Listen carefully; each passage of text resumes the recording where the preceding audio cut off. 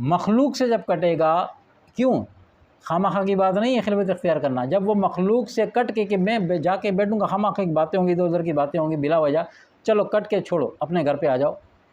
खिलवत इख्तियार की, खिलवत माना तन्हाई इख्तियार की। उधर से कटेगा, उधर रब से जुड़ेगा।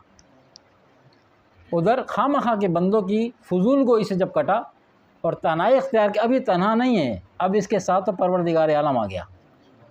उस उनकी जलवत से कट के रब के साथ खिलवत में जाके मिल जाता है। इनकी तन्हाई में महफिल होती है। अब महफिल में तो आप कहेंगे कि महफिल तो भाई बहुत सारे जब लोग बैठे हों तो उसे महफिल कहा जाता है।